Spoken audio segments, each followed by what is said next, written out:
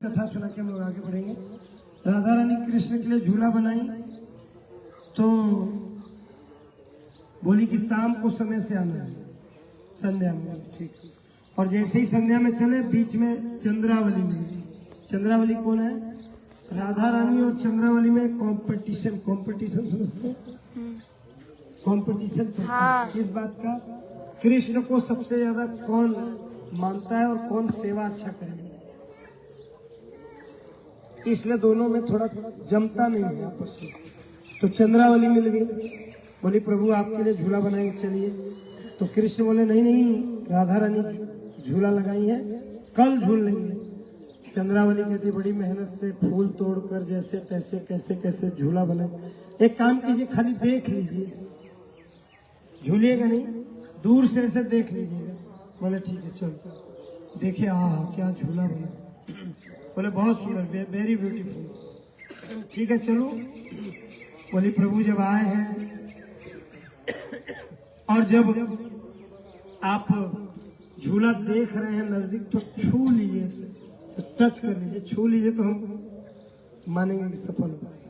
केवल छूंगा, बाद में मत कहना कि झूलो। नहीं, छू लीजिए, नजदीक पहुंचे, छू लिए। बोली चंद्रावली की प्रभु खाली 2 मिनट लगेगा, झूलना नहीं, केवल बैठ के उतर तुरंत। ठीक है, बैठ गए। बोली जब बैठ ही गए तो झूला तो कुर्सी तो है नहीं कि बैठना है, तो 2-4 बार ऐसे धक्का दे देती हूँ, फिर उतर जाइएगा। कितना देर हो? ठीक है, 2-4 बार ही धक्का देना। और जब लगे श्याम सुंदर झूलने तो भूल गए। क्या भूल गए? राधा रानी इंतजार कर रही है, झूला वो भी बनाई। तो राधा रानी का झूला कहाँ बना था? गहवर बना। और चंद्रावली सखी का झूला कहाँ बना था? इस पर्वत के पीछे है चिकसौली। वो देखिए चिकसौली गांव है, ऐसे। तो इस पर्वत के उस तरफ चिकसौली, मतलब चित्रा सखी के पास, उधर झूला बना था चंद्रावली। और इस दिशा में बनाई थी राधा रानी गहवर बना। ठीक। तो अब तो वहां झूलने लगे, तो आधी रात तक झूलने लगे। और यहाँ राधा रानी इंतजार कर रही। राधा रानी, अब समझ लीजिए इंतजार करना कितना भारी पड़ता है, और खास करके अपने प्रेमी का। कोई पत्नी पति का इंतजार करे या पति पत्नी का, तो बड़ा भारी पड़ता है इंतजार। अगर देर हो गई तो गुस्सा भी आ जाए। देर हो जाए, हमारे गांव के पास एक किसान की पत्नी भोजन ले जाती थी दोपहर में, जब बैल और हल से चल खेत होती थी, हल जोताई होता। तो बेचारी एक दिन देर हो गया, 1 घंटा इंतजार कर रहे थे भोजन के लिए। गुस्सा आए और जैसे ही थरिया उरिया लेकर आई, सब्जी खाना भोजन, और मोटका लाठी उठाया, मारे थरिया, कटोरा थरिया सब पचका फोड़ दिए। इतना ही नहीं, गुस्सा इतना है कि भरा के चूल्हा भी फोड़ दिया, और तसली मसली सब बर्तन फोड़ फाड़ पूछ कर। और जब पेट कलकलाने लगा भूख से, तो बोले भोजन बनाओ। पत्नी कहती सारा हड़िया बर्तन तो फोड़ दिए, सारा चूल्हा तोड़ दिया, तो खाना किसमें बना? तो फिर कुदरा बाजार गए और खरीद के लाए, और तब जाके ईटा सरिया के चूल्हा बना और लकड़ी बैठा पे खाना बना। तब शाम तक नसीब हुआ भोजन। भैया लेट हो गया किसी काम से, गुस्सा, तो इंतजार करना बड़ा भारी है। फोन आ रहा है, गुस्सा भी आता है इंतजार करने वाले। फोन आ रहा है। दिखाइए कोई यात्री तो नहीं ना पीछे? नाम क्या है? राधा कृपा। दिखाइए। बोले वृंदावन बिहारी विभाग थे हमारे गाजीपुर यूपी, सब बजने दीजिए। तो मैं कह रहा था कि राधा रानी गुस्से से लाल। अचानक कृष्ण को याद आया कि अरे राधा रानी तो जो रही होंगी, इंतजार करें। रोको झूला। चंद्रावली कहती है थोड़ा के चक्कर में आधा रात कर उतरे गए। अब हमारे जो कृष्ण है ना, बड़े चतुर है बोलने में। सोच रहे क्या बोले। एक सत्य घटना बता दो इसी ब्रज की, वृंदावन की, कि कृष्ण घर घर माखन चुराते। एक दिन 115 साल की बुढ़िया, कोई है हमारे यात्रा में 115 साल का? कोई नहीं है। कोई नहीं। टिकट पे हम देखे 82 साल लास्ट, उससे ऊपर कोई नहीं है। 82 साल का भी कोई है, टिकट हम ही बनाए ना। तो 115 साल की बुढ़िया गाल और सब धंस गया, पचक गया। हड्डी, उसके घर पहुंच गए और जैसे ही माखन चुरा तो पकड़ लो। नटखट मुझ बुढ़िया को भी नहीं छोड़ रहा है, चल यशोदा से शिकायत करते हैं। तुरंत देखिए कृष्ण इतने चतुर है बोलने में, क्या बोल रहे पता है? अरे भाभी भाभी छोड़ दो ना भाभी। बाप रे बाप, 110 साल 115 साल की बुढ़िया को प्यारा सा सुंदर सा दुनिया का सबसे ब्रह्मांड का सबसे सुंदर लड़का कृष्ण क्या बोल रहा है? भाभी छोड़ दो ना भाभी। भाभी सुनते मानो उसको हजारों पंख आ गया, हवा में उड़ने लगी बुढ़िया। बोले आहा कितना अच्छा लग रहा है, इतना प्यारा बालक, भाभी छोड़ दी। बोली लाला रोज आना, रोज माखन खाना, अरे मटकी फोड़ देना, बस खाली भाभी बोल देना रोज। छोड़। और मुस्कुराने लगे। जब हंस रही थी तो उसके दोनों गाल में इतना गड्ढा हो गया था, पचक गया था मानो 100 ग्राम सरसों का तेल हमा गया, इतना पचका हुआ गाल था। और उसको क्या बोल रहे हैं? परदादी थी, उसको भाभी बोल रहे। इतने चतुर है, माहिर है बोलने में। अब वहां राधा रानी इसको भी मनाना है, क्या बोल रहे हैं? तुरंत गए राधा रानी आग बबूला, आंखों से मानो आग बरसा रही, इतना लेट आए, शाम को आने वाले थे। तुरंत बोले अरे राधा रानी जी आज तो आप चंद्रमा के समान चमक रही है। आई मेहरारू जितना बाली ना फूल, खाली तन्नी से प्रशंसा कर दिया जाता, हवा में उड़ने लगती, सब हवा में उड़ने लगती है। खाली बोल दीजिए कि आपका बाल रेशम जैसा है, आपका चेहरा चमक रहा है, आपका नाखून तो मोती जैसा चमक रहा है, आपकी बोली तो कोयल भी फेल है। बस इतना बोल दीजिए, हाँ बात क्या कहना है, तो मानेंगे कि यही हमारे सब कुछ है। इनसे बात एगो हमारा आदमी वाला की रोज कोसत रखना, रोज डांटते हैं, देखो ये कितने अच्छे, हमारा कितना हमारा असली सच्चाई में तो आप ही हमको जानना, आप ही हमारे असली कदरदान है। तो भगवान भी बड़े चतुर हैं, बोल दिए। फिर बोला अरे आपके मुख से चंद्रमा का प्रकाश निकला, नाखून भी चमक रहा है चंद्रमा की तरह। अब क्या गदगद हो गई। तब राधा रानी सोची अरे ये बार बार चंद्रमा चंद्रमा चंद्रमा का क्यों उदाहरण दे रहे हैं? ओ समझ गई समझ गई, ये चंद्रावली के पास थे। उस चंद्रावली चुड़ैल का भूत अभी भी नहीं उतरा है, मुझे देख रहे हैं, मुझ में भी चंद्रावली दिख रही है। ललिता विशाखा ललिता आज्ञा महारानी इस छलिया नटखट को गहवर वन से धक्के मार के ढकेल के बाहर कर दे, बाहर पहरा लगा दो चारों तरफ, जहां जहां रास्ता है आने का सब जगह पहरा, गोपियों का पहरा, और नटखट को आने मत देना। और राधा रानी ऊपर पहाड़ पे गुफा बना ली और गुफा में रूठ कर नाराज होकर बैठ गए। अब कृष्ण राधा रानी के बिना तड़प रहे हैं जैसे मछली पानी बिना तड़पती है। ललिता विशाखा का पैर छू रहे हैं, अरे भैया जाने दो ना, अच्छा कुछ उपाय बताओ उनको मनाने का। बोले एक उपाय है, क्या? अगर राधा रानी का कोई चरण दबाए, बढ़िया पैर मसाज करे तो मान सकती है। कुछ उपाय करो, चरण दबाओ, किसी स्पेशलिस्ट दासी को बुलाओ। कृष्ण कहे कि भैया मुझसे बड़ा स्पेशलिस्ट कौन है? अरे माता जी सुता थे तेरी जगह भैया, रात में क्या बोल, ट्रेन में सुते के बारात में, छपरहिया एक्सप्रेस में, छपरा एक्सप्रेस में तो सोइए मत, कथा में नहीं सुना चाहिए, जो सुता हो के जोर से चीटी काट के जगह दीजिए। तो मैं कह रहा था कि कृष्ण इतने बोलने में माहिर, लेकिन अब कुछ नहीं चलता।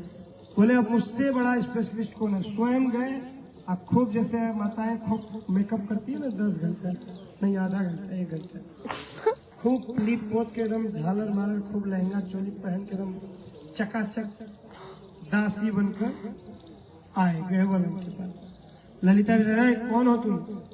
मेरा नाम सावरी सखी है। हाँ तो क्या करूं? मैं मसाज स्पेशलिस्ट हूँ, मालिश करने में पूरे 84 कोष में मेरा नाम है ऊपर, मुझे मेडल मिला है, मोदी सरकार ने देखो मेडल भी दिया। मजाक कर रहा हूँ, समझ लीजिए। अच्छा तुम्हें मोदी जी ने मेडल भी दिया है मसाज स्पेशलिस्ट? हाँ ठीक है, अभी पता चल जाएगा, जाओ। गुफा में राधा रानी लेटी है। कृष्ण गए, मैं सावरी सखी हूँ, ललिता विशाखा ने भेजा आपका चरण दबाना। तो राधा रानी तुरंत चरण आ गई और जब लगे दबाने, आहा, कृष्ण से बढ़िया कौन दबा सकता है? कौन?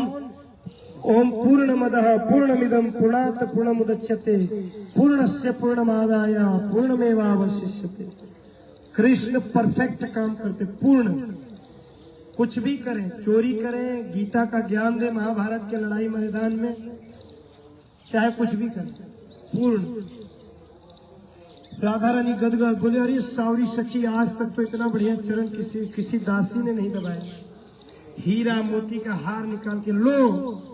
सावरी सखी हाथ जोड़कर कहती है कि हे राधा रानी, ये सब नहीं चाहिए। तब क्या चाहिए? आप कृष्ण से रूठी हो, कृष्ण को क्षमा करो, मान जाओ। राधा रानी आशीर्वाद देने ही जा रही थी, तब तक मन में सोची कि ये सावरी सखी कृष्ण की सिफारिश क्यों कर रही है, कृष्ण का पक्ष क्यों ले रही है। ध्यान से देखी तो अरे बाप रे, ये तो सावरी नहीं, ये तो सावरा है।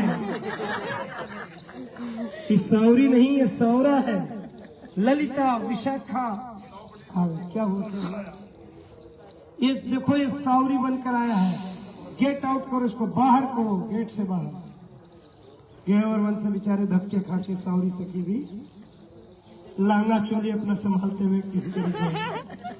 अब क्या करे तो फार्मूला फेल। फिर लांगा चोली बदल के फिर कृष्ण के वेशभूषा में आए, धोती होती पीताम्बर पहनकर। फिर बोले कि ललिता विशाखा, ये फॉर्मूला तो फेल, अब राम बाण फार्मूला बताओ जो फेल ना हो। बोली एक ऐसा उपाय है जो फेल नहीं होगा। राधा रानी पूरा मान जाएंगे। क्या? मोर का नाच। राधा रानी को मयूर का नृत्य बहुत पसंद है। तो अभी हम नाश्ता के बाद 8 बजे के बाद मोर कुटी ले चलेंगे, जो लीला सुना। मोर कुटी पे जगह नहीं है, छोटा मंदिर है, छोटा सीढ़ी है, तो वहां की लीला और ये दान घाट, दानगढ़, मानगढ़ सब लीला यही सुनाते हैं। तो ठीक है। अब कृष्ण क्या किए, वहां मानगढ़ से आ गए इस दानगढ़ पे। आप लोग जहां बैठे, यहाँ से बस 50 कदम इस दिशा में जाएंगे तो मोरकुटी मंदिर है। अब मैं अभी नहीं ले चलूंगा मोरकुटी, क्यों जानते हैं? आधे यात्री अभी रूम पे हैं, या थोड़े आधे हैं, कितने हैं? आधे लोग हैं, वो बेचारे नहीं आ पाएंगे। नहीं तो यहाँ 50 कदम पे मोरकुटी मंदिर है। तो सबको नाश्ता करने के बाद, वैसे भी मैं देख रहा हूँ आप लोग का चेहरा मुरझाया हुआ है, खैले बिना, तो खिला पिला के कब लाया जाएगा। तो सुनिएगा, अब भगवान बन गए इस जिस पर्वत पे बैठे, बहुत बड़ा पर्वत है, उसको दानगढ़ कहते हैं। यही मोर बन के लगे नाचने, खुद मोर बन गए नाचने लगे। अच्छा, वो नाचने लगे तो अब क्या, सारे मोर आ गए यहाँ वहां पे और सारे मयूर लगे नृत्य करने। और तब तक हल्ला हुआ कहाँ, गेवर, अरे दानगढ़ पे मोर नाच रहे हैं, दानगढ़ पे मोर नाच रहे हैं। राधा रानी के कान में भी खबर गया। अब क्या, गुफा से बाहर गहवर वंश से आ गई, मानगढ़ से दानगढ़, सब मोर नाच रहे हैं। लेकिन जो कृष्ण नाच रहे हैं, नटवर के भी नटवर है, नटराज के भी नटराज, कृष्ण नाचने में आ गए, हर काम में माहिर। मोर बन के खूब थिरक थिरक के नाच रहे थे। तो राधा रानी उस मोर को देखते देखते, कृष्ण रूपी मोर को, स्वयं मोरनी बन गई।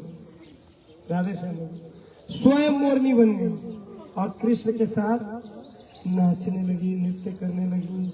और जब प्रिया प्रियतम नृत्य करने लगे, प्रिया प्रियतम नृत्य करने लगे तो क्या हुआ, सारे जो मोर थे अपने अपने घर चले गए। बोले राधा रानी की, राधा रानी मान गई और खूब नाचे, फिर अपने मूल रूप में हो गई। कृष्ण भी अपने मूल रूप में हो गए। और इस तरह से हमारे श्याम सुंदर ने राधा प्यारी वृषभान दुलारी को मना लिया। ये हुई मानगढ़ की लीला। अब यहाँ की लीला 2 मिनट में, दानगढ़ की लीला देखिए। इस पर्वत के उस तरफ से भी रास्ता है, बरसाना बाजार, उस समय भी बाजार था और ये देहात था। तो ये जो गांव है चिकसौली चित्रा सखी का गांव है, और हम लोग गौशाला में रुके, उससे थोड़ा सा पीछे ये है ढबाला, वो भी एक सखी का गांव है। इस दिशा में ऊंचा गांव है ललिता सखी का गांव। राधाष्टमी में हम यात्रा लेके आते तो 2 दिन पहले राधा जी के जन्मदिन से पहले ललिता जी का जन्म उत्सव का मेला लगता है, बहुत बड़ा मेला ललिता सखी का गांव। तो बरसाना के चारों दिशा में 8 सखियों का, राधा रानी की बहुत सखियां थी लेकिन 8 मुख्य सखियां थे, उनका गांव है चारों तरफ। जैसे कि महाराज जी बता रहे थे कि ऊपर से 8 सखियों का गांव दिखता है और इशारा करती थी तो आ जाती थी सखियां। तो गोपियां जानबूझ के इसी रास्ते से जाती थी मक्खन लेके बेचने, और यहीं बीच में कृष्ण घेर लेते थे ग्वाल बाल के साथ, और बोलते थे चलो लाओ मक्खन दो दान में, दही दो, दूध दो दान में। गोपिया कहती नहीं देंगे, बोलते हम यहाँ के राजा हैं, दान टैक्स देना पड़ेगा, और लूट लूट के यहीं पर दही माखन खाते थे। तो ये है साकरी गली साकरी खोल। परम पूज्य रमेश बाबा जी बताते हैं महाराज जी कि उधर से भी जाया जा सकता है, उधर से भी रास्ता था, लेकिन यहाँ से हमारे श्याम सुंदर मिलेंगे, इसलिए यहीं से जा। उनको दही देने में मजा आता था। अच्छा, जो आधा पिया दही माखन बचता था बेचने के लिए, आधा किलो लूट के खा लिया, तो जब बरसाना पहुंचती थी कपार पे लेके मटकी, तो बोलना चाहिए था कि कोई दूध ले लो, कोई दही ले लो, कोई मक्खन ले लो, कोई घी ले लो। तो जानते हैं क्या बोलती थी? कोई गोपाल को ले लो, कोई गोविंद को ले लो। गांव वाले बाजार वाले कहते अरे पगला गई है क्या, भांग चढ़ा लिए क्या? अरे गोविंद गोपाल को बेच रही है, नंद के लाला को।